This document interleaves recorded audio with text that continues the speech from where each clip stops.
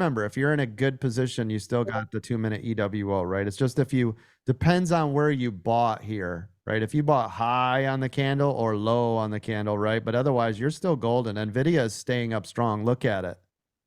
Now, Meta's just consolidating here. So if I had a bunch of contracts, I would get rid of some of them now. So what I'll do here, just because I want to show you guys why, how, when, I'll shave one more here. You see how it's getting heavy on the vine? I'm shaving one here. Now listen, if you're in there so good, like let's say you've been in the 2-minute EWO since the gate, which is right here. You have no fear. This is still nothing. Stop worrying about the trade, right? So if you look at this on the 2-minute EWO, this would have been 50% right here. Maybe 20% here. If you wanted to, 20% here, and you're still rolling the rest of the day. You guys see it?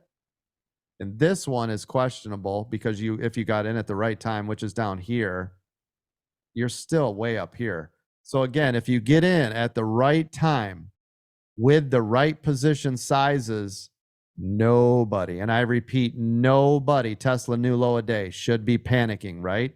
Not at all. To put it into perspective, I've made well over $2,000 on this trade with Meta. The only thing I have left is one call valued at $720 right now. This call could go to zero and it wouldn't affect me at all on the trade. The trade is still positive. Does that make sense, everybody? Yes, coach, that makes a lot of sense. Yep. There's zero risk. I have zero risk. I've taken my money and I'm good and I can be comfortable in whatever I want. And I'm still in this one Meta call. So if this was my, now remember, I didn't get in on the 2-minute EWO. I was scalping, right?